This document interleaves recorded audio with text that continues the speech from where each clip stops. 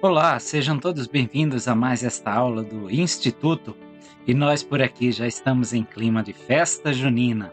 Nós convidamos você que está assistindo esta aula a acessar a descrição do vídeo e marcar a presença na lista de presença clicando no link. Então nós hoje teremos a sessão 64 à sessão 66. Vamos começar pela sessão 64. Durante esse período, a igreja em Kirtland, Ohio, experimentou uma apostasia limitada. Além dos problemas dos santos em Ohio que buscavam sinais e sofriam as fraquezas espirituais causadas pela imoralidade, como vimos em Doutrina e Convênio 63, Ezra Booth retornou de sua missão no Missouri, descontente com as imperfeições que observava na conduta do profeta Joseph Smith durante sua estadia juntos na terra de Sião. Booth acusou o profeta de futilidade e leviandade, propensão a gracejos e piadas, e temperamento facilmente irritável. Em um amargo espírito de oposição ao profeta Joseph Smith, Booth convenceu alguns membros a se juntarem a ele na retirada da igreja e, posteriormente, escreveu cartas a jornais locais atacando o profeta. Veremos isso na seção 71 de Doutrina e Convênios.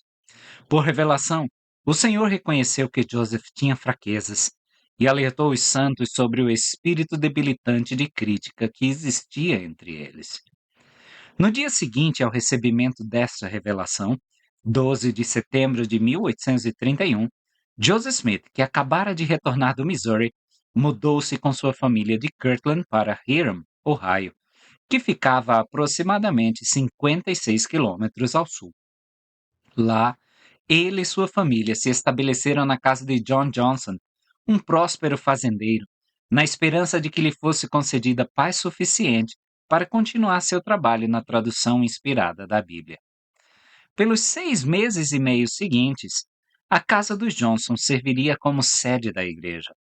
Algumas das maiores visões e revelações concedidas a esta dispensação foram recebidas naquela casa, incluindo a visão ou a revelação sobre os graus de glória. Muito trabalho na tradução da Bíblia foi realizado, e 15 das revelações de doutrina e convênios foram recebidas ali. Tal maravilhosa manifestação da verdade divina não passou despercebida pelo príncipe das trevas. A oposição surgiu rapidamente, com apóstatas unindo forças com outros colonos na tentativa de interromper o crescimento da igreja na região. Essa resistência organizada levou à perseguição de Joseph Smith e Sidney Rigdon e forçou sua partida. Em julho de 1833, quando uma turba destruiu a prensa tipográfica no Missouri para impedir a publicação do Livro de Mandamentos, algumas cópias do que havia sido impresso foram recuperadas. Eles incluíram esta seção até o versículo que diz: "Pois em verdade eu digo que os rebeldes não são do sangue de Efraim", nesta seção 64, que é o versículo 36. Comecemos então analisando o versículo 2. "Pois em verdade vos digo, desejo que vençais o mundo, portanto terei compaixão de vós." A visão dos graus de glória identifica aqueles que herdam o reino celestial como aqueles que vencem pela fé. Doutrina e Convênios 76:53. Isto é, aqueles cuja lealdade primordial é a Deus e aos princípios de seu evangelho. Muitos são chamados, ensinou o profeta, mas poucos são escolhidos. Isso ocorre porque seus corações estão excessivamente voltados para as coisas do mundo. Doutrina e Convênios 121, 34 a 36. O mundo ama, honra e recompensa os seus. Recordamos estes versos clássicos de Shakespeare, nos quais Thomas Wolsey, chanceler de Três Reis, lamentou quando em sua velhice se viu destituído de seu cargo. "Se eu tivesse servido a meu Deus com metade do zelo com que servia a meu rei, ele não me teria, em minha era, deixado nu para meus inimigos." É a peça Henrique VIII, ato 3. "Vós sois de Deus", lembrou João aos santos de Meridiano. porque maior é aquele que está em vós do que aquele que está no mundo. Daqueles que não faziam parte da aliança, do convênio, ele disse: eles são do mundo, por isso falam do mundo, e o mundo os ouve. Nós somos de Deus. Aquele que conhece a Deus nos ouve. Aquele que não é de Deus não nos ouve. Nisto conhecemos o espírito da verdade e o espírito do erro. 1 João 4, dos versículos 4 a 6. Versículo 3: há entre vós aqueles que pecaram. Sou eu sou um desses pecadores. Mas em verdade eu digo que por esta vez, para a minha glória e para a salvação das almas, perdoei-vos vossos pecados. Que bom que o Senhor perdoa nossos pecados. Serei misericordioso convosco, pois a vós dei o reino, diz o versículo 4. Isso se refere à igreja e o reino de Deus, como haviam sido estabelecidos novamente na terra. É o evangelho restaurado, é o reino restaurado de Jesus Cristo. Versículo 5. E as chaves dos mistérios do reino não serão tiradas de meu servo Joseph Smith Jr., pelos meios que designei, enquanto ele viver, caso ele obedeça às minhas ordenanças. Possuir a chave dos mistérios e das revelações é possuir o direito de girar a chave que nos abre os céus.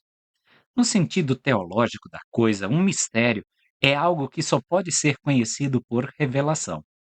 Rituais sagrados são chamados de mistérios porque a participação neles também tem o efeito de nos destrancar os céus, trazendo uma compreensão que não poderíamos ter de outra forma.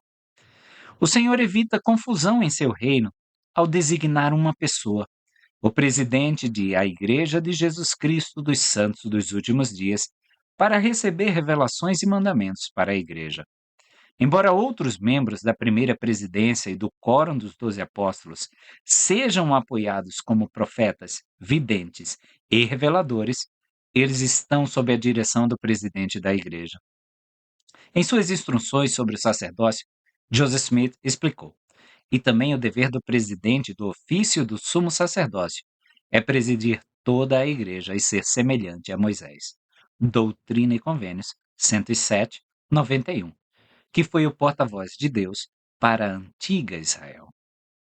Obedecer às ordenanças, que ele fala aí, caso ele obedeça às minhas ordenanças, é obedecer, guardar os mandamentos. Versículo 6. Aos que, sem razão, procuraram falhas nele, eu vos darei uma das chaves dos mistérios do reino, disse o profeta Joseph Smith. É um princípio eterno, que existe com Deus desde toda a eternidade.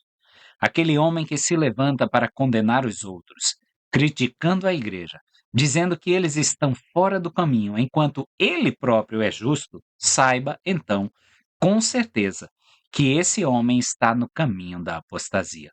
E se não se arrepender, apostatará tão certo como Deus vive. Um dos primeiros exemplos desse princípio nesta dispensação é Ezra Booth. Logo após criticar o profeta Joseph Smith, ele deixou a igreja, tornou-se o primeiro a publicar material anti-mormon e fez parte da turba que pichou e emplumou o profeta. Versículo 7. Contudo, ele pecou. Mas em verdade vos digo, eu, o Senhor, perdoo os pecados daqueles que confessam seus pecados perante mim e pedem perdão, se não pecaram para a morte. Todo aquele que pratica obras más torna-se filho do diabo, pois dá ouvidos à sua voz e o segue. E todo aquele que faz isso deve receber dele o seu salário. Portanto, como salário, recebe a morte para as coisas concernentes à retidão, estando morto para todas as boas obras. Alma 5, 41 e 42. Lemos o seguinte em 1 João 5, 16 e 17.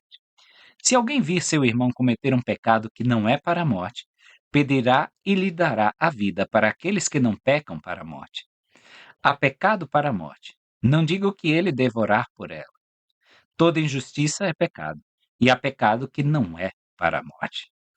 A revelação moderna declara Eu, Senhor, perdoo pecados, aqueles que confessam seus pecados diante de mim e pedem perdão, aqueles que não pecaram para a morte. É esse versículo 7 que acabamos de ler.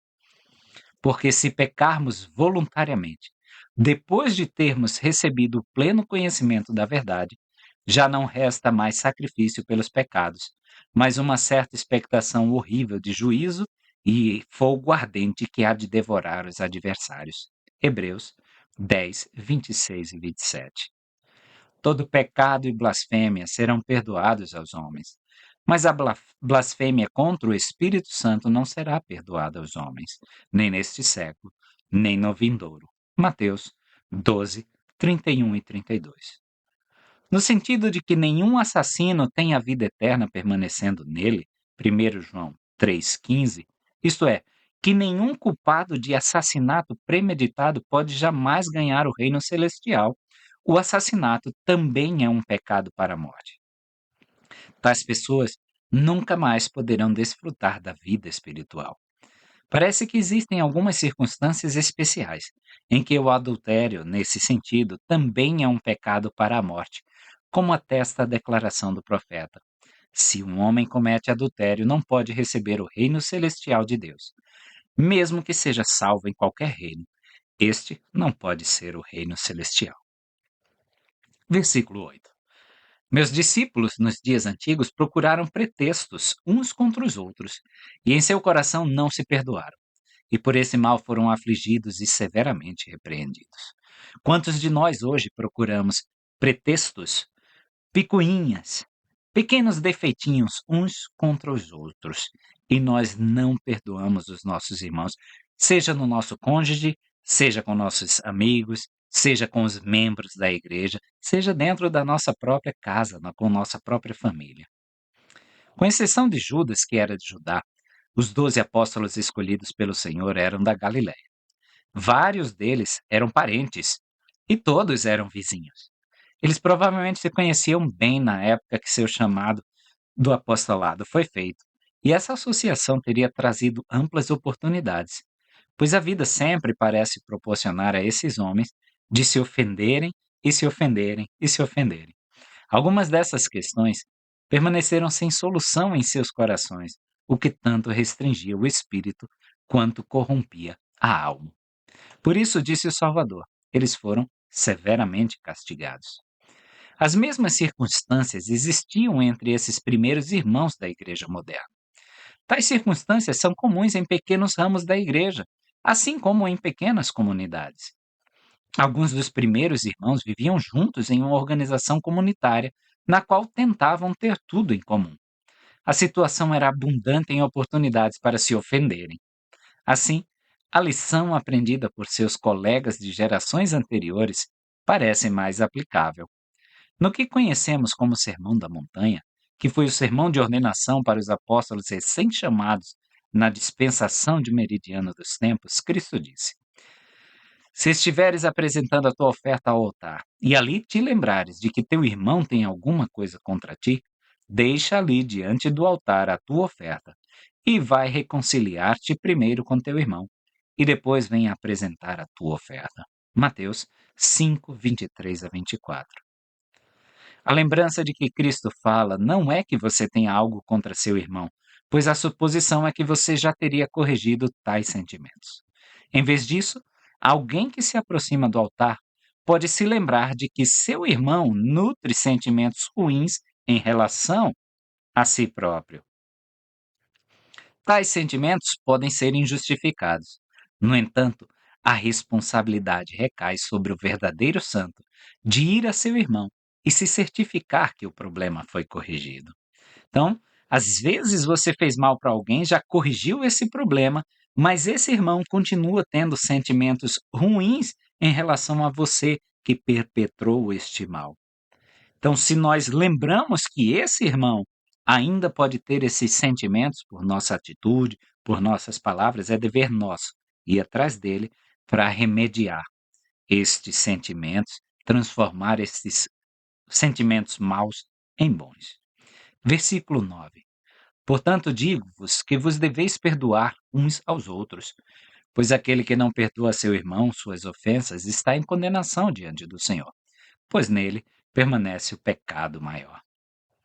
Ao ensinar os princípios aqui apresentados, o presidente Boyke Packer usou a seguinte ilustração. Existem distúrbios e doenças espirituais que podem causar sofrimento intenso. Se você sofre de preocupação, tristeza, vergonha, ciúme, decepção ou inveja, de autorrecriminação ou autojustificação, considere essa lição que me foi ensinada há muitos anos por um patriarca. Ele foi o homem mais santo que já conheci. Era firme e sereno, com uma profunda força espiritual da qual muitos se apropriavam. Ele sabia exatamente como ministrar aos que sofriam. Em diversas ocasiões estive presente quando ele deu bênçãos aos doentes ou aflitos. Sua vida foi de serviço tanto à igreja quanto à comunidade. Ele cresceu em uma pequena comunidade com o desejo de fazer algo por si mesmo.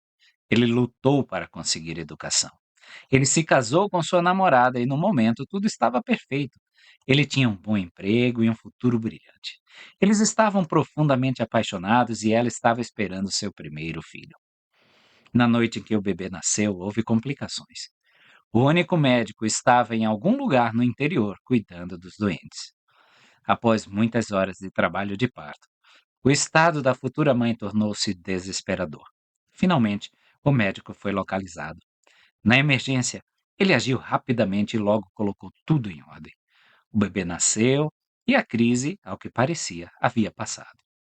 Alguns dias depois, a jovem mãe morreu da mesma infecção que o médico estava tratando em outra casa naquela noite. Tudo não estava bem agora. Tudo estava errado. Ele havia perdido a esposa. Ele não tinha como cuidar do bebê e do seu trabalho. Com o passar das semanas, sua dor se intensificou. Aquele médico não deveria ter permissão para exercer a profissão, ele dizia. Ele trouxe aquela infecção para minha esposa.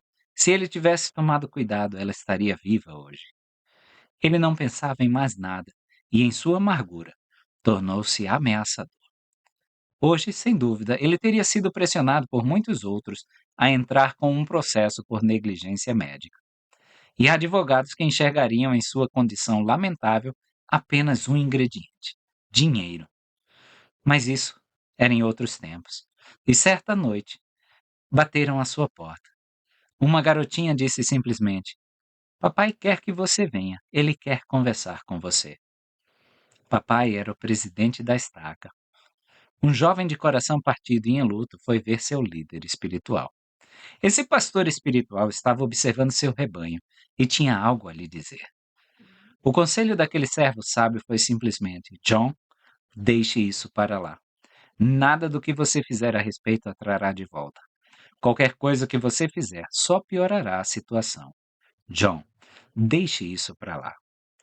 Meu amigo me disse então que tinha sido esta a sua provação, o seu Getsemane. Como ele podia deixar para lá? O certo era o certo, um erro terrível havia sido cometido, e alguém precisava pagar por isso. Era um caso claro, mas ele lutou em agonia para se recompor e, finalmente, decidiu que, quaisquer que fossem os outros problemas, deveria ser obediente. A obediência é um poderoso remédio espiritual, quase a cura para tudo. Ele decidiu seguir o conselho daquele sábio líder espiritual. Ele deixaria isso para lá. Então ele me disse: Eu já era um velho antes de entender. Só depois de velho pude finalmente consultar um pobre médico do interior, sobrecarregado, mal pago, correndo de paciente em paciente, com poucos remédios, sem hospital, poucos instrumentos, lutando para salvar vidas e, na maioria das vezes, conseguindo. Ele chegou em um momento de crise quando duas vidas estavam em jogo e agiu sem demora. Eu já era um velho, repetiu ele, antes de finalmente entender. Eu teria arruinado a minha vida, disse ele, e a vida dos outros.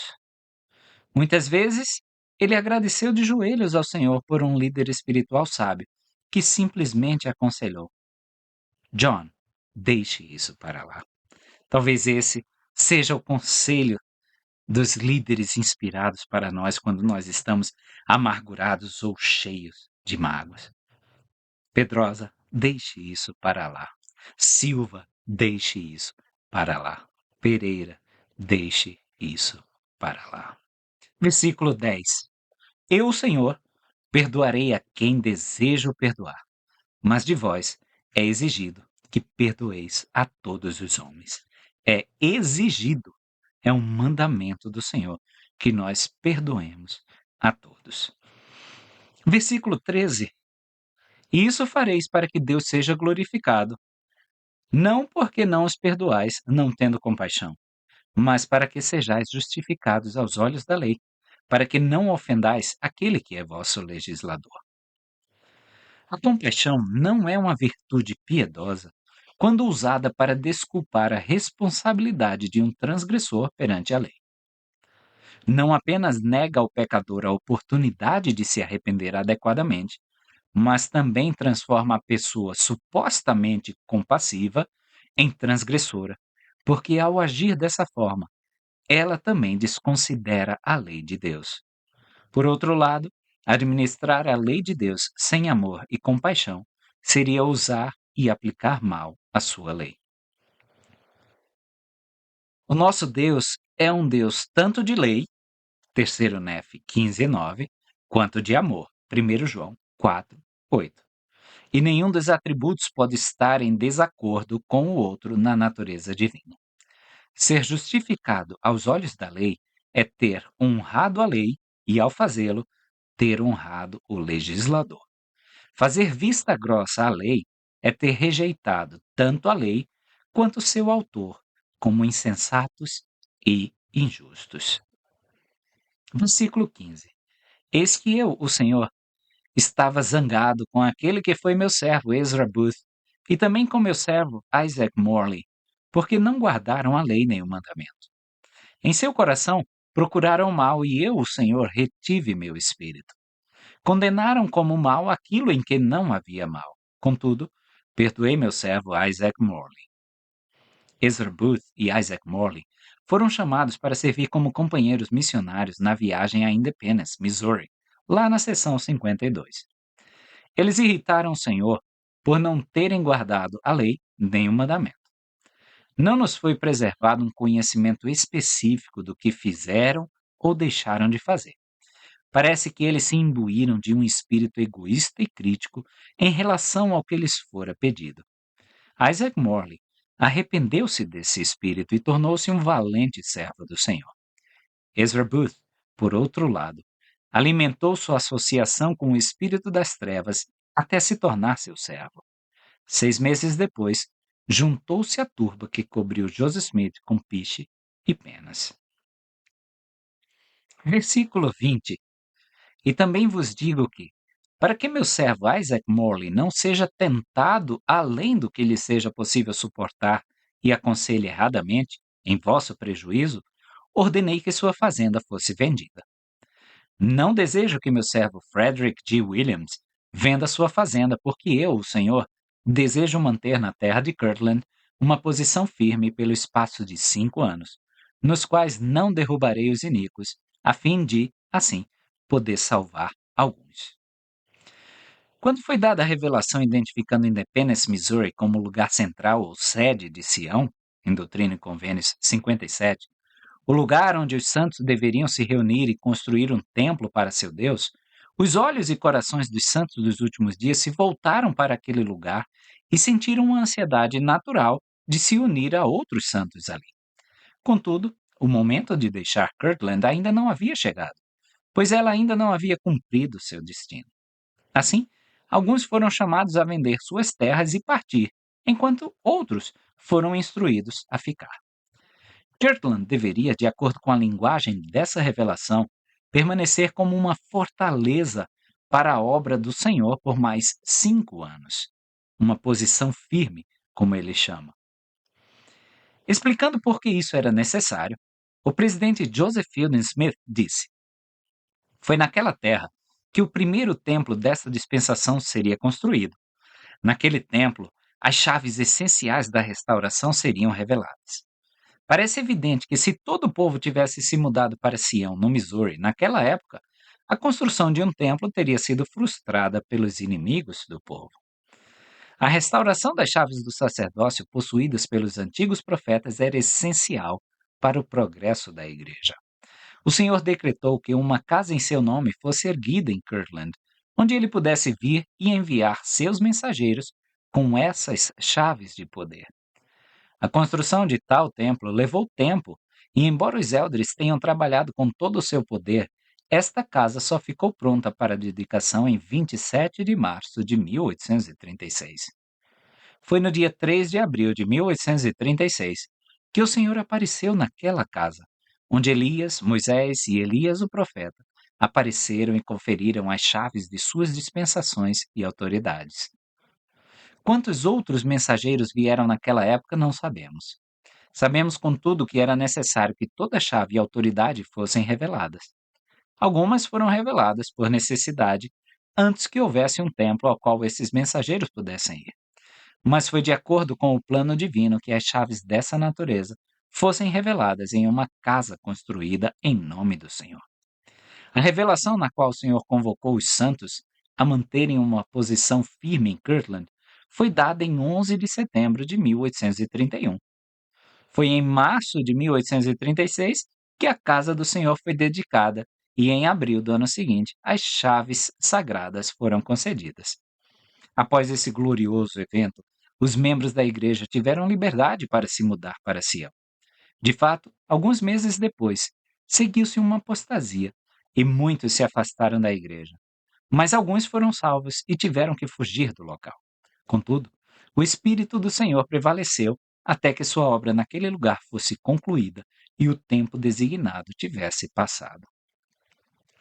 É bem possível que esses versículos tenham uma aplicação importante em nossos dias. Sabendo que com o tempo alguns santos serão chamados a retornar ao Missouri, que o templo será construído lá e que Independence se tornará o lugar central de Sião, alguns, agindo independentemente da direção do sacerdócio, escolheram retornar àquela região na tentativa de assegurar-se de algum papel nos eventos profetizados que ali ocorreriam. Observamos com especial interesse que aqueles que deveriam migrar para Sião naqueles primeiros dias foram especificamente nomeados e chamados a fazê-lo por revelação dada por meio do profeta. Essa era a ordem das coisas até que Kirtland cumprisse seu propósito. Então o convite geral foi feito a todos os que desejassem se unir aos santos no Missouri para que o fizessem. Esperamos que o mesmo padrão seja seguido naquele futuro dia de retorno, e sugerimos que aqueles que agirem por conta própria, indo antes de serem chamados, se tornarão mais um obstáculo do que uma ajuda para o propósito do Senhor. No finalzinho do versículo, ele diz: durante esse tempo eu não derrubarei os iníquos, a fim de poder salvar alguns.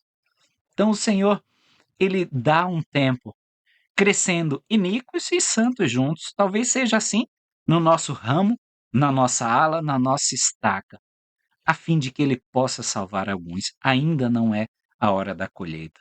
Então, não seremos nós que instaremos o Senhor a fazer a colheita antes dessa hora, porque talvez nós sejamos uns desses que não permanecerão. Então, vamos fazer a nossa parte, que nós possamos ser esse algum que será salvo no último dia. Versículo 23. Eis que o tempo presente se chama hoje até a vinda do Filho do Homem, e em verdade é um dia de sacrifício, e um dia para o dízimo de meu povo, pois aquele que paga o dízimo não será queimado na sua vinda. Alguns brincam e jocosamente chamam essa escritura de seguro contra incêndio, afirmando que o dízimo é esse seguro. Nós deixamos o passado para trás, o futuro está nas mãos de Deus. Somente o presente, ou hoje, nos é dado para agirmos. O presente é nossa mordomia, e devemos provar que somos mordomos sábios.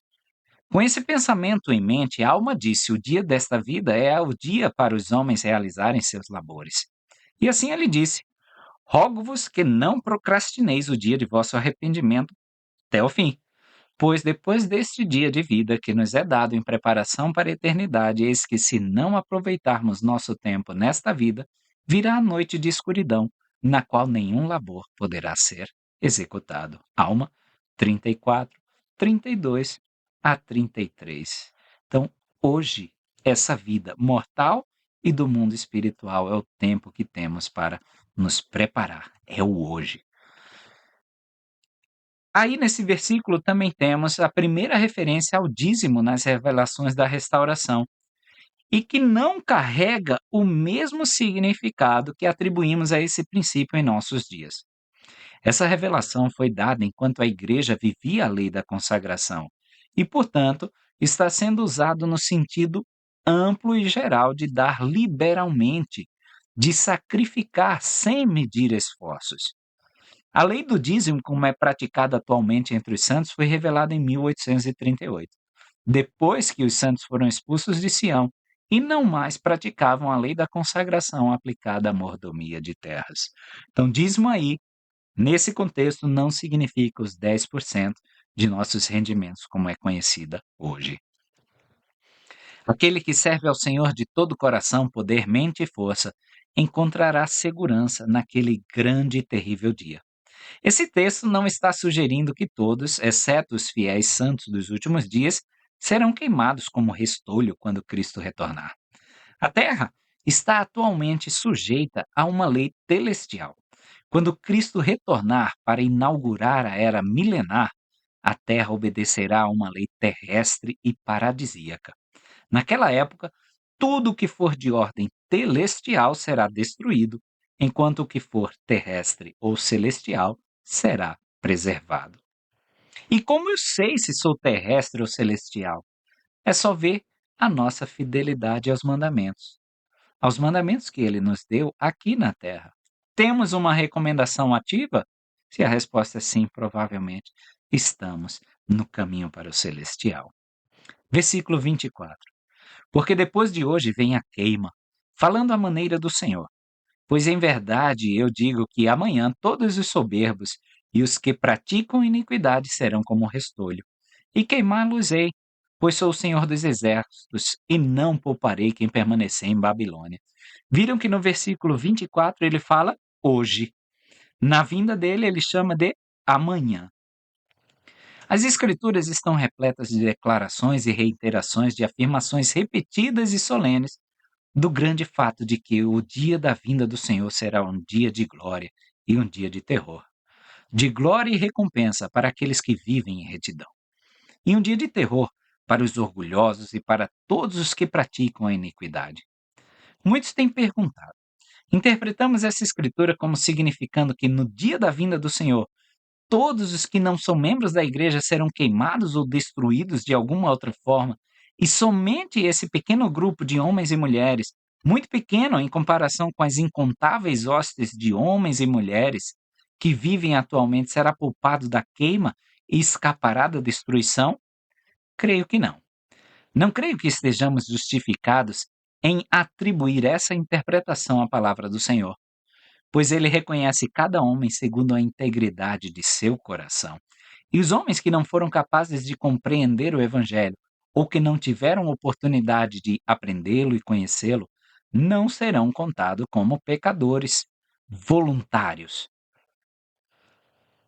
dignos apenas de serem queimados como restolho, mas sim os orgulhosos, que se exaltam no orgulho de seus corações e se elevam acima da palavra de Deus e se tornam uma lei para si mesmos, e que intencionalmente e com conhecimento negam as virtudes salvadoras da expiação de Cristo e que estão procurando afastar outros da verdade, serão tratados por ele de acordo com justiça e misericórdia.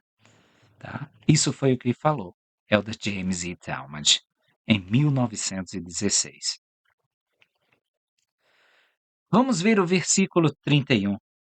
E eis que eu, o Senhor, vos declaro, e minhas palavras são certas e não falharão, que eles irão obtê-la. Todas as coisas, porém, deverão realizar-se a seu tempo. Versículo 32. Alguns membros da igreja estavam perdendo a fé, porque a redenção de Sião não havia ocorrido conforme as suas expectativas. Quantas coisas na vida também não ocorrem de acordo com as nossas pessoais expectativas? Aqui o Senhor nos lembra que suas palavras são seguras e que ele não falha. No entanto, tais coisas acontecem de acordo com o seu cronograma, não o nosso. Então, quando dizemos que seja feita a vossa vontade, Senhor, é que seja feita a seu tempo também, Senhor. E eu aceito o seu tempo. Não vou querer colocar a minha agenda sobre a sua. Não vou querer apressar as coisas para me atender, mas respeito o teu tempo. Versículo 33. Portanto, não vos canseis de fazer o bem, porque estáis lançando o alicerce de uma grande obra. E de pequenas coisas provém aquilo que é grande. Nesses versículos, Neil K. Whitney e Sidney Gilbert são advertidos a não se endividar com seus inimigos. Eles são lembrados de que o Senhor tem poder para prover aos seus. Os elders Whitney e Gilbert são reconhecidos como seus agentes e podem conduzir negócios em seu nome, embora devam fazê-lo de acordo com a sua vontade. Eles deviam evitar o desânimo ao lançarem os alicerces de Sião, lembrando-se de que das pequenas coisas provêm as grandes. Às vezes nós somos vítimas desse desânimo, achando que essas pequenas coisinhas que fazemos diariamente não estão contribuindo para essa grande obra. Talvez nem só a grande obra na igreja, mas a grande obra que nós necessitamos em nossa vida. Mas sim, pelas pequenas coisas é que as grandes são providas pelo Senhor. Eis que o Senhor requer o coração e uma mente solícita, e os que são solícitos e obedientes comerão do bem da terra de Sião nesses últimos dias, diz o versículo 34. Era desejo do Senhor que seu povo estabelecesse Sião. Para isso era necessário um povo de um só coração e uma só vontade, um povo que pudesse viver junto em retidão, entre o qual não haveria pobreza nem ociosidade. Moisés 7:18, Doutrina e Convênios 68:30. A medida do valor de um homem ou mulher, isso é, seu valor à vista de Deus, encontra-se em seu coração. 1 Samuel 16:7. O verdadeiro estado de seu coração é expresso em seu amor à verdade, seu amor à retidão e no desejo de fazer as coisas que agradariam ao seu Pai eterno. Cristo, o Filho amado do Pai, ou como Mormon declarou, o mais amado do Pai, era amado por sua disposição de fazer a vontade do Pai. 3º Nef 11:7, Mormon 5:14, Mosias 15:7.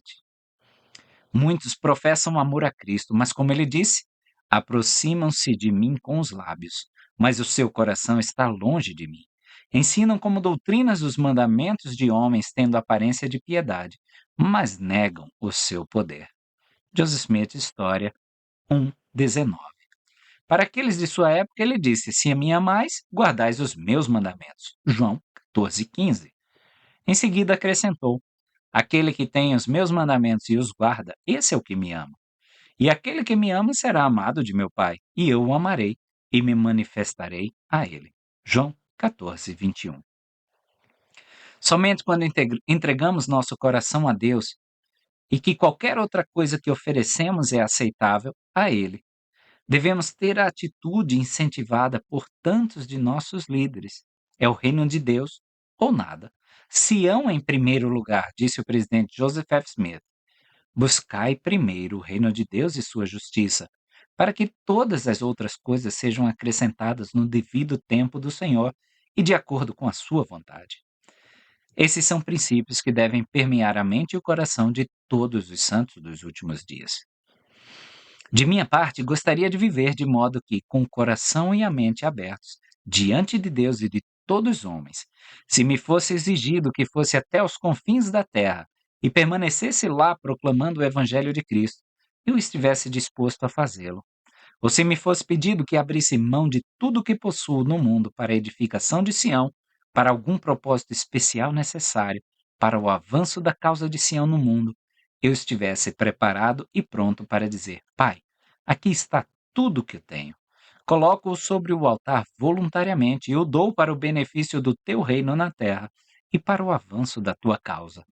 Gostaria de viver de modo que essa fosse de fato minha determinação e que eu pudesse, se a exigência fosse feita, realizá-la não apenas sem arrependimento, mas com prazer.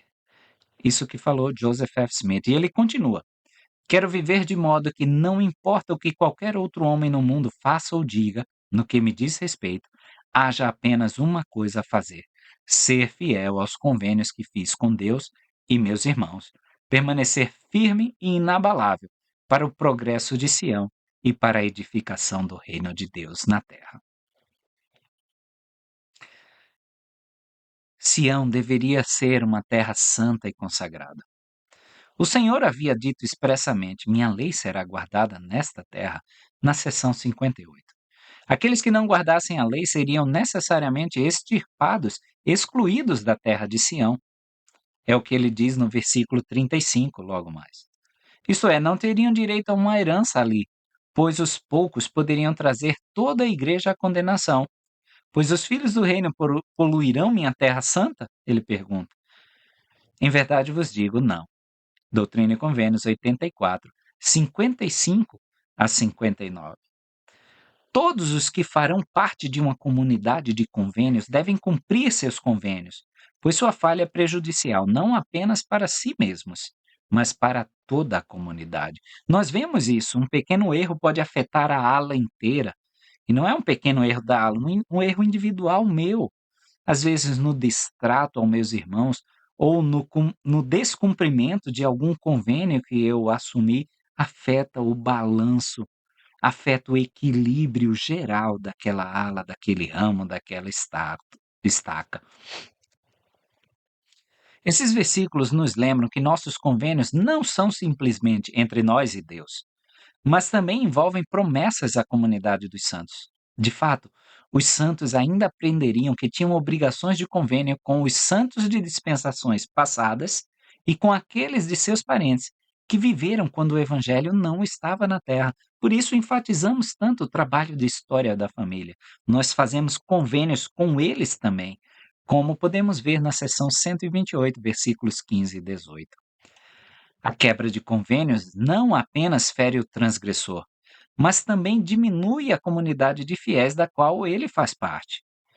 O texto frequentemente citado de Malaquias é visto mais claramente quando reconhecemos que o Senhor está se dirigindo à nação de Israel e não a indivíduos específicos dentro desta nação. Desde os dias de vossos pais, vos desviastes dos meus preceitos e não os guardastes. Voltai para mim e eu voltarei para vós, diz o Senhor dos Exércitos. Mas vós dizeis: em que voltaremos? Roubará o homem a Deus? Contudo, vós me roubais e dizeis: em que te roubamos? Nos dízimos e nas ofertas. Com maldição sois amaldiçoados, porque me roubais, sim, toda esta nação. Trazei todos os dízimos à casa do tesouro, para que haja mantimento na minha casa. E fazei prova de mim nisto, diz o Senhor dos Exércitos, se eu não vos abrir as janelas do céu, e não derramar sobre vós uma bênção tal que não haja lugar suficiente para recolherdes. E por causa de vós, repreenderei o devorador, e ele não destruirá o fruto da vossa terra, nem a vossa vide no campo será estéril, diz o Senhor dos Exércitos. E todas as nações vos chamarão povo do convênio ou nação de Israel, bem-aventurados, porque vós sereis uma terra deleitosa, diz o Senhor dos Exércitos. Malaquias capítulo 3, versículos 7 a 12. Versículo 36 agora, o 35 nós já comentamos. Pois em verdade eu digo que os rebeldes não são do sangue de Efraim, portanto serão extirpados. Como atestam inúmeras escrituras, a grande promessa dos últimos dias é tanto a coligação quanto a redenção de Israel. Israel é coligada ao abraçar o convênio de salvação restaurado pelo profeta Joseph Smith. Ela será redimida quando cada uma de suas tribos retornar à sua terra prometida e templos forem construídos tanto na Jerusalém antiga quanto na Nova Jerusalém. A promessa de uma herança no novo mundo repousa sobre os descendentes de José ou seus filhos, Efraim e Manassés. Essa promessa é real e repousa sobre sua semente literal. Nele se encontra sangue crente e propensão a observar os estatutos do Senhor. Assim, aqueles que se rebelam contra as leis do Senhor, conforme revelado aos habitantes de Sião, identificam-se como não sendo filhos do convênio ou do sangue de Efraim. Esse foi o último versículo impresso para o livro de mandamentos, antes que turbas destruíssem a imprensa. A ironia é pungente. Aqueles que buscam destruir os santos estão sendo informados aqui de que, no devido tempo do Senhor, eles próprios serão expulsos da terra do Missouri e não terão mais direito sobre ela. Versículo 40.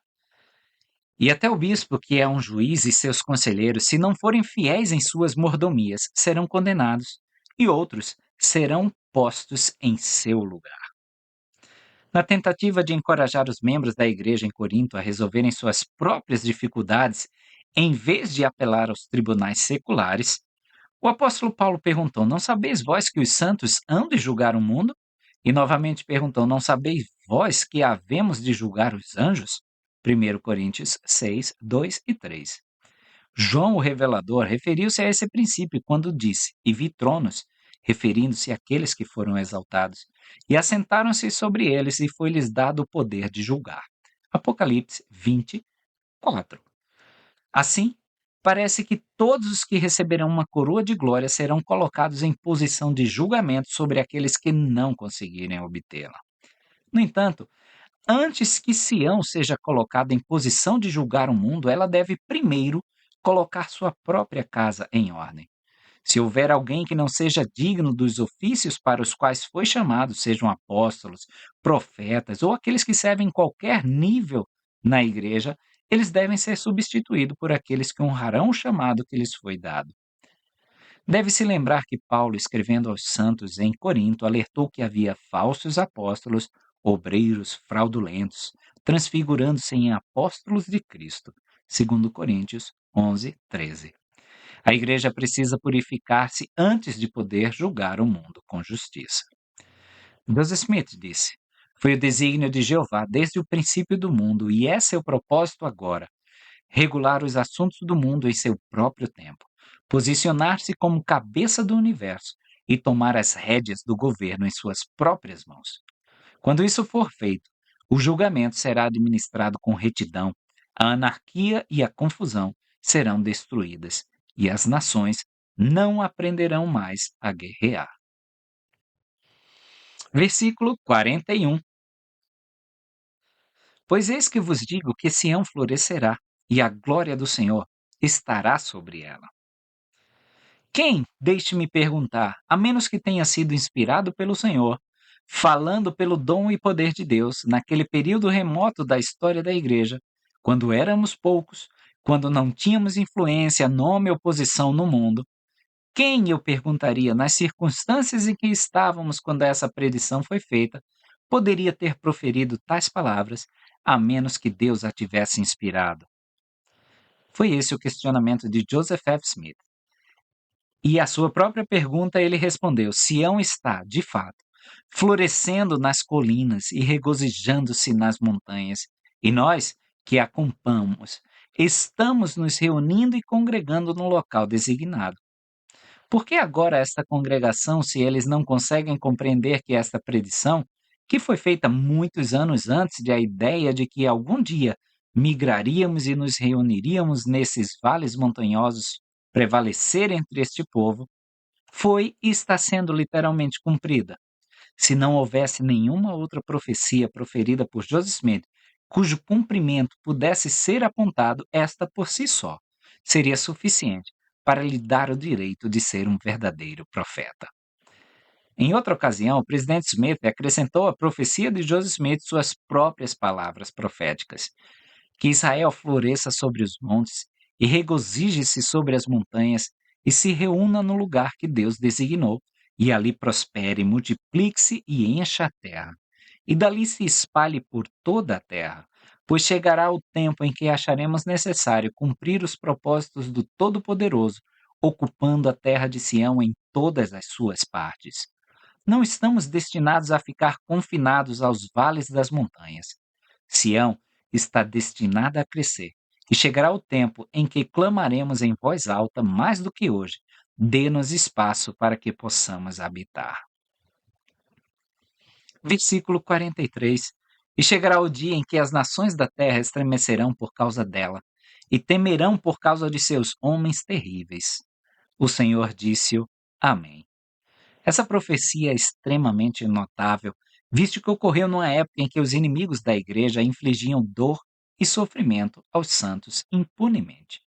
No entanto, a promessa era de que em algum momento no futuro, todas as nações da terra encontrariam motivos para temer o poder dos élderes de Israel. O braço deles será o meu braço, prometeu o Senhor, e eu serei seu escudo e seu broquel, e cingirei seus lombos, e eles lutarão virilmente por mim, e seus inimigos estarão sob seus pés, e farei cair a espada em seu favor, e pelo fogo da minha indignação os preservarei. Doutrina e Convênios 35, 14. E no versículo 42 ele ainda mantém essa imagem militar e será um estandarte para o povo, e a ela virão de todas as nações debaixo do céu. Estandarte é aquela figura, geralmente numa bandeira, numa insígnia que um general ou porta-estandarte leva antes do exército. E quando olham para ela, o exército se congrega ali, se junta ali. E todas as nações, ou seja, o evangelho vai ser para todas as pessoas, quando virem esse estandarte do evangelho restaurado, são convidadas a congregar ali, a estar ali para fazer parte desse exército do Senhor. A sessão que veremos agora, a sessão 65, foi designada pelo profeta como uma oração. Quando harmonizamos nossos pensamentos com os do céu a ponto de nossas orações serem ditadas pelo Espírito Santo, temos a perfeita certeza de que nossas petições serão atendidas. Tal foi, por exemplo, a promessa feita a Nefe, filho de Elamã, a quem o Senhor disse: Todas as coisas te serão feitas segundo a tua palavra, pois não pedirás o que for contrário à minha vontade. Elamã 10, 5. Uma ilustração perfeita desse princípio em nossos dias é a oração oferecida pelo presidente Spencer W. Kimball quando ele, a primeira presidência e o Quórum dos Doze se uniram em oração na casa do Senhor para buscar o privilégio de conceder o sacerdócio a todos os membros masculinos dignos da igreja.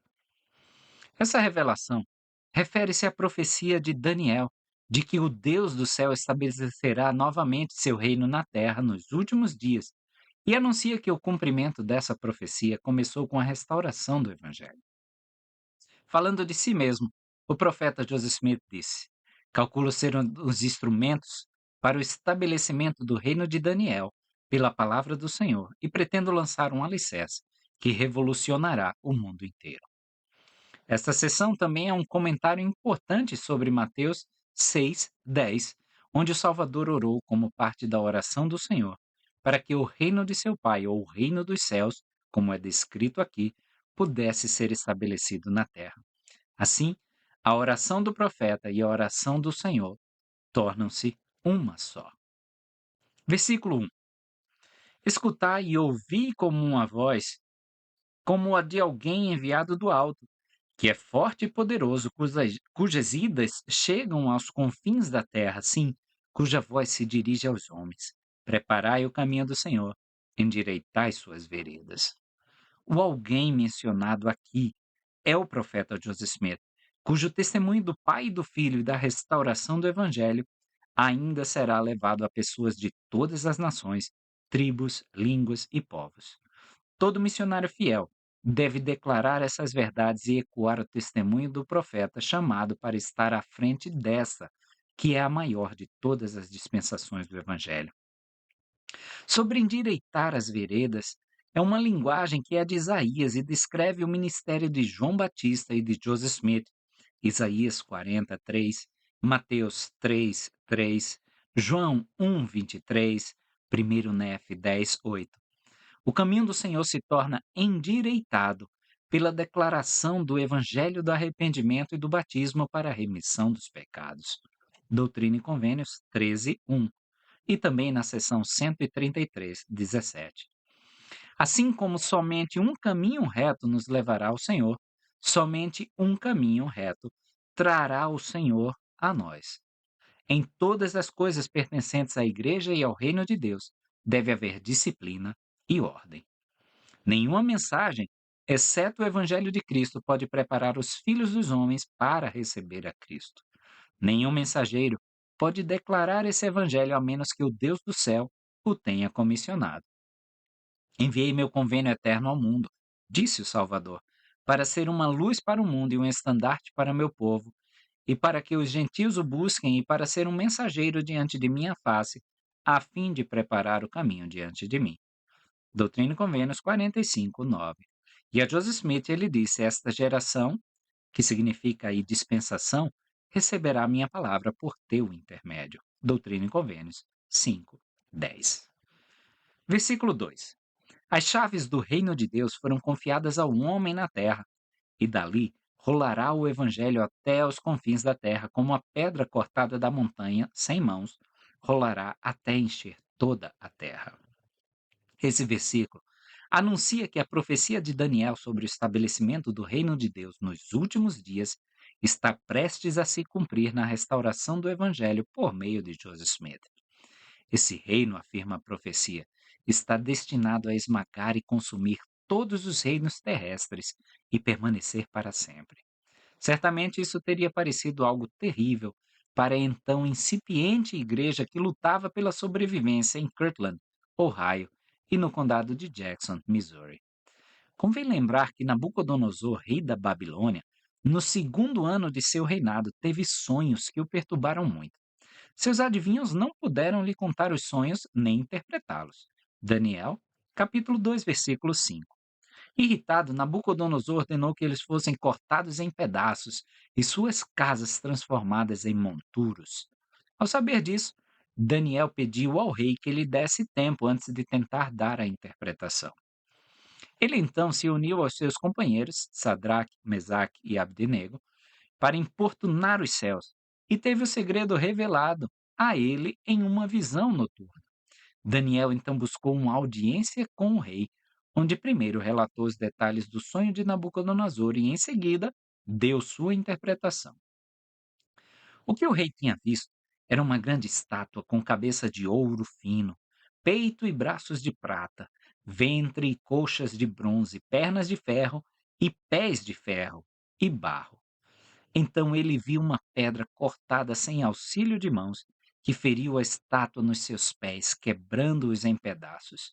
Então foram juntamente esmigalhados o ferro, o barro, o bronze, a prata e o ouro, e se tornaram como a palha das eiras de estio.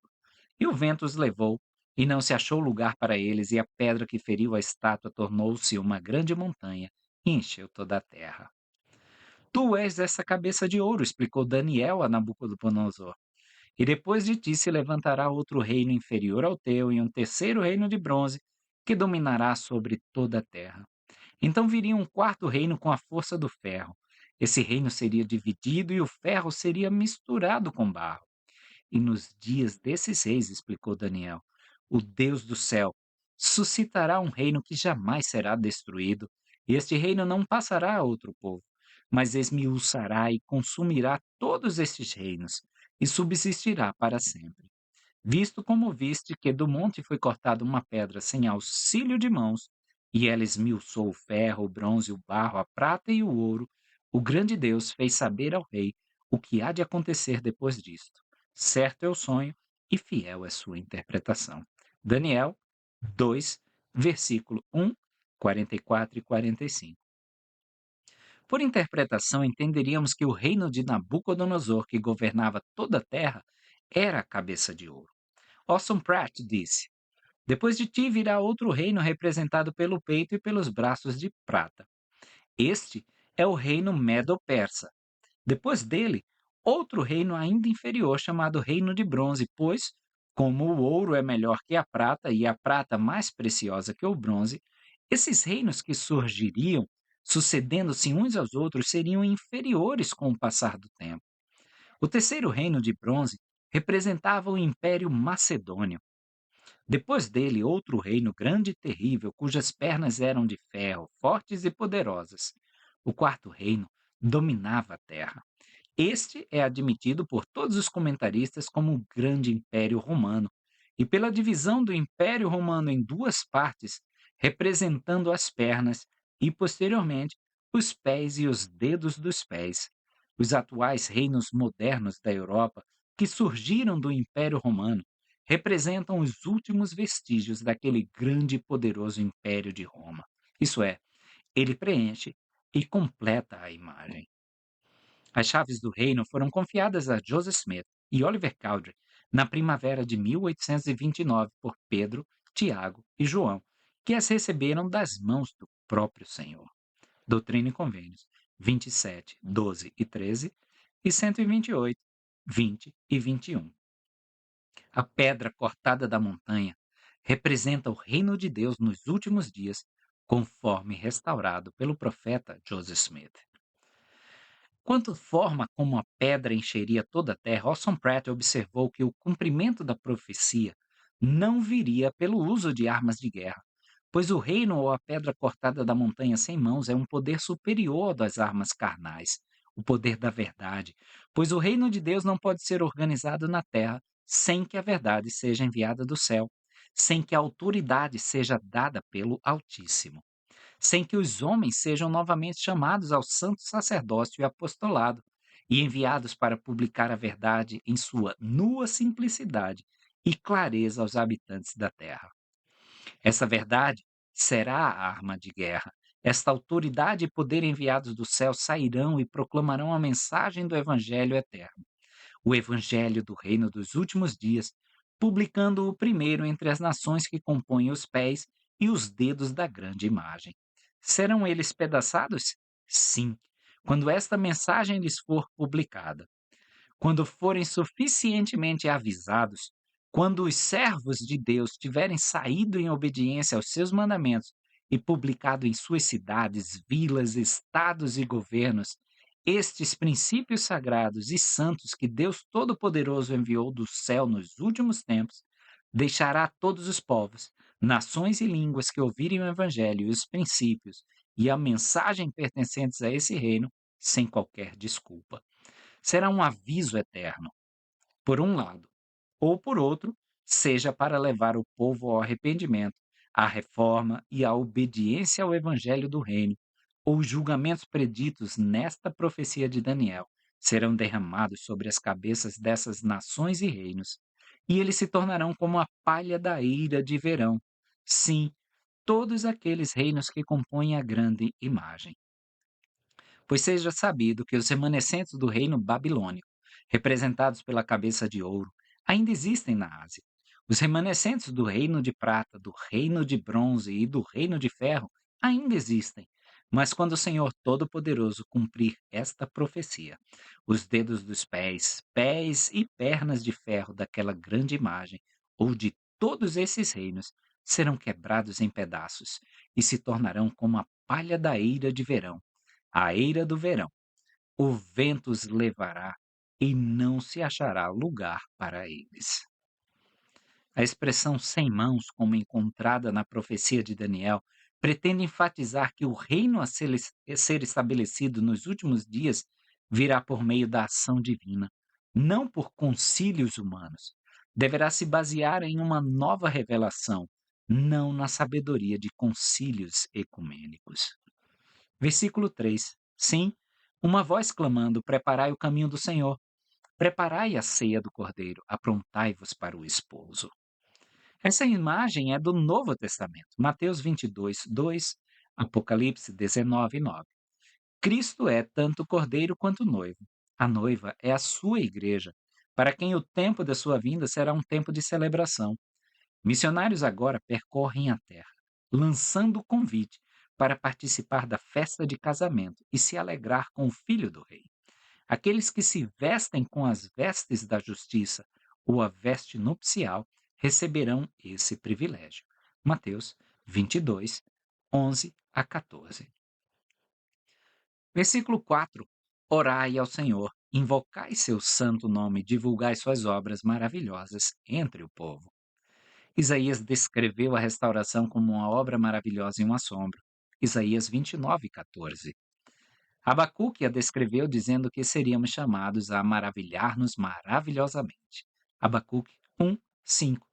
Terceiro Neve 21, 9. Versículo 6. Portanto, que o reino de Deus vá avante, para que venha o reino dos céus, a fim de que tu, ó Deus, sejas glorificado no céu e na terra, que teus inimigos sejam subjugados, pois tua é a honra, o poder e a glória para todo sempre. Amém. Seria desse versículo que a sessão obtém seu nome, a oração. Aqui o profeta se dirige aos céus, com o apelo para que a pedra vista por Daniel, que significa o reino de Deus, saia e encha toda a terra, para que o dia do reino milenar, chamado aqui de Reino dos Céus, possa chegar. Isso se refere ao reino político, que será estabelecido durante a era milenar, quando o Senhor tiver dado fim total a todas as nações. Seção 66. Em agosto de 1831, William E. McLellin, então com 25 anos e recentemente viúvo, lecionava em Paris, Illinois. Foi perto dessa pequena cidade que ele ouviu Harvey Whitlock e David Whitmer prestarem testemunho do livro de Mórmon e do Evangelho restaurado em uma reunião ao ar livre. Fascinado com a mensagem deles, ele fechou a escola com a ideia de ir ao Missouri para encontrar o profeta Joseph Smith. Em Independence, Missouri, ele conheceu Hiram, irmão do profeta, com quem foi para a floresta e teve uma conversa de 4 horas sobre os eventos que cercaram a restauração. No dia seguinte, ele pediu a Hiram que o batizasse. 4 dias depois, ele foi ordenado elder. No entanto, foi somente quando voltou para Kirtland, Ohio, para participar de uma conferência que ele viu Joseph Smith pela primeira vez. Nessa conferência, realizada em 25 de outubro de 1831, McLellin foi ordenado sumo sacerdote. No sábado, 29 de outubro, ele recebeu a bênção do profeta aqui registrada nesta sessão. Naquela ocasião, ele disse: Hoje o Senhor condescendeu em ouvir minha oração e me dar uma revelação de sua vontade, por meio de seu profeta ou vidente, Joseph. E estas são as palavras que escrevi de sua boca. É de particular interesse que ele tenha registrado sua própria bênção. Em 1848, após o afastamento de McLellin da igreja e após Brigham Young ter conduzido os santos para o oeste, McLellin escreveu sobre essa ocasião. Eu esperava e acreditava que, ao ver o irmão Joseph, receberia uma revelação, e fui perante o Senhor em segredo e de joelhos, pedi-lhe que revelasse a resposta a 5 perguntas por meio de seu profeta, e isso também sem que ele tivesse conhecimento de que eu havia feito tal pedido. Testifico agora, no temor de Deus, que todas as perguntas que eu havia feito aos ouvidos do Senhor, do dia do Senhor, foram respondidas para a minha plena e inteira satisfação. Eu as desejei como um testemunho da inspiração de Joseph, e até hoje considero isso para mim uma evidência que não posso refutar. Embora não tenhamos registro das perguntas de que William McLellin fala, elas se evidenciam, pelo menos em parte, por uma leitura cuidadosa da revelação. Versículo 1. Eis que assim diz o Senhor a meu servo William E. McLellin: Bem-aventurado és, visto que te afastaste de tuas iniquidades e recebeste minhas verdades, diz o Senhor teu Redentor, o Salvador do mundo, sim, de todos os que creem em meu nome. William E. McLellin buscou a verdade em espírito de oração. Acordei cedo, registra ele em seu diário em 20 de agosto de 1831, e me dediquei a orar fervorosamente a Deus para que me guiasse a verdade. E, com toda a luz que pude obter por meio de exames, buscas e pesquisas, senti-me obrigado, como homem honesto, a reconhecer a verdade e a validade do livro de Mórmon e também que havia encontrado o povo do Senhor, a Igreja Viva de Cristo. Consequentemente, assim que tomamos o café da manhã, disse ao Elder H. Smith que queria que ele me batizasse, porque eu queria viver entre um povo baseado em princípios puros e movido pelo Espírito do Deus vivo. Fui com os elders presentes até a água e fui imerso, segundo os mandamentos de Jesus Cristo, por H. Smith, Hiram Smith, e confirmado à beira da água pela imposição de mãos. Embora Cristo salve a todos da morte, tornando a separação do corpo e do espírito apenas um estado temporário. Somente aqueles que creem em seu nome, isto é, aqueles que aceitam seu evangelho e honram os servos que ele enviou em seu lugar, são salvos no sentido pleno e próprio. Somente eles têm direito à coroa da vida eterna aqui, prometida a William E. McLellin, no versículo 12. Versículo 2: Em verdade eu te digo, bem-aventurado és tu por receberes meu convênio eterno. Sim, a plenitude do meu evangelho, enviado aos filhos dos homens, para que tenham vida e tornem-se participantes das glórias que serão reveladas nos últimos dias, como foi escrito pelos profetas e apóstolos da antiguidade. Nós erramos ao supor que a plenitude do evangelho abrace toda a verdade. Que nos é dito que William M. McLellin havia abraçado a plenitude ao ser batizado. No entanto, coisas como a palavra de sabedoria, a lei do dízimo, as ordenanças do templo e a organização do Quórum dos Doze ainda não haviam sido reveladas. William M. McLellin tem a certeza de que a restauração do Evangelho ocorre em cumprimento às promessas feitas pelos profetas e apóstolos da antiguidade, e que o Evangelho restaurado não está simplesmente em harmonia com a Bíblia, mas em cumprimento a ela. A plenitude do Evangelho é enviada aos homens para que tenham vida, para que a gente realmente consiga viver. E como Cristo fala, vida em abundância. E nos prepara para que nós nos tornemos esses partícipes das glórias dos últimos dias. Versículo 3: Em verdade eu te digo, meu servo William, que estás limpo, mas não de todo. Arrepende-te, portanto, das coisas que não são agradáveis à minha vista, diz o Senhor, pois o Senhor irá mostrá-las a ti. O Senhor continua mostrando a mim, Gustavo Pedrosa, quais são as coisas que eu tenho que me arrepender, do que eu ainda tenho que me limpar, e olhe que são muitas. Estamos limpos por conta do batismo, dos convênios que fizemos, mas não de todo. Esse é um processo de uma vida inteira nos limpar completamente.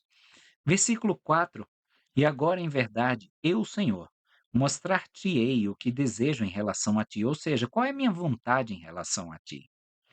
O elder McLellin, obviamente, queria saber a vontade do Senhor a seu respeito. Deveria partir como missionário? Deveria ir a Sião em busca da herança lá? Deveria permanecer em Kirtland? O Senhor responde, chamando-o para retornar ao leste, proclamando o evangelho de cidade em cidade, particularmente nos lugares onde ainda não havia sido proclamado. Ele deve levar Samuel Smith como companheiro e ser seu mentor. Versículo 6: Não te detenhas muitos dias neste lugar. Não subas ainda à terra de Sião, mas o que puderes enviar, envia. Também não penses em tua propriedade. O elder McLellin deveria enviar todo o dinheiro que pudesse para Sião, embora ainda não devesse ir para lá. Veja como pode ser uma coisa difícil que o Senhor pede. Envia da tua propriedade para Sião, mas você ainda não vai em Sião usufruir dessas bênçãos ou usufruir do teu próprio dinheiro que estava sendo mandado para lá, tá? Era uma prova, sim, e o elder McLellin cumpriu. Versículo 9: Impõe as mãos sobre os doentes e recuperar-se-ão.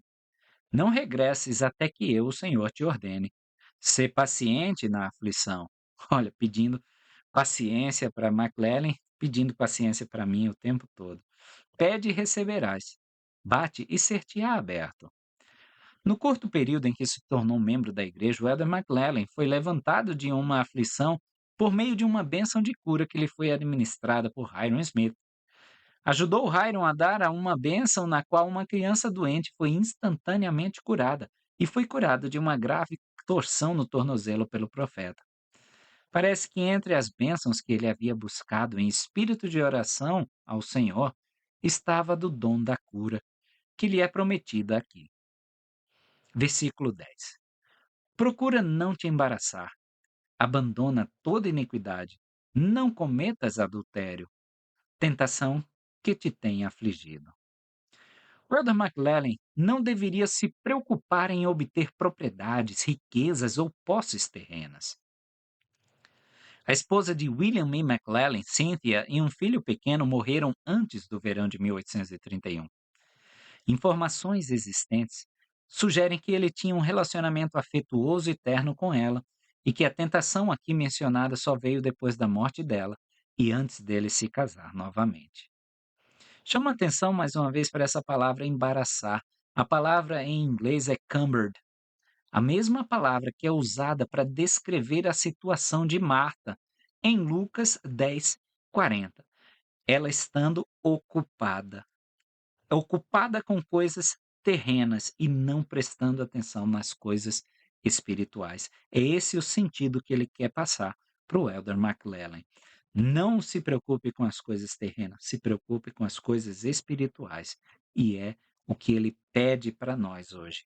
Buscai primeiro o reino de Deus, como nós já vimos nesta mesma aula. Versículo 11: obedece a estas palavras, pois são verdadeiras e fiéis, e magnificarás teu ofício, e impelirás muita gente a Sião, com cânticos de eterna alegria sobre suas cabeças. Impelir, traduzido para impelir em português, é push, empurrar em inglês. Vamos debater sobre isso.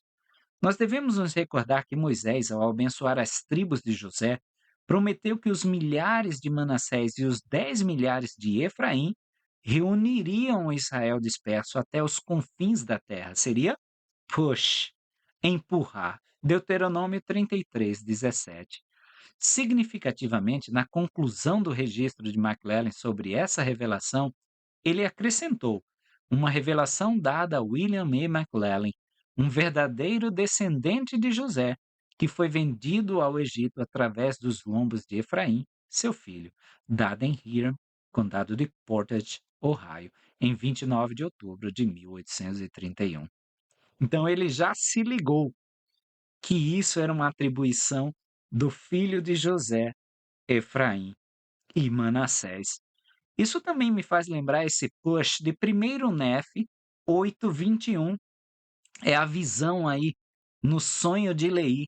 E no versículo 21 diz: e vi inumeráveis multidões de pessoas, muitas delas se empurrando para alcançar o caminho, impelindo para alcançar o caminho que conduzia à árvore junto à qual eu me achava. Tá? Então, talvez esse seja o nosso trabalho: impelir, empurrar muita gente à terra de Sião. Essa é a nossa obra. Esse é o nosso trabalho aqui na terra. Versículo 12: persevera nessas coisas até o fim, e terás uma coroa de vida eterna, é a coroa prometida a ele, à direita de meu Pai, não só prometida a ele, prometida a todos nós, que é cheio de graça e verdade. Então, todos nós temos esta mesma promessa. Se nós somos esses empurradores, esses impelidores de muita gente à terra de Sião.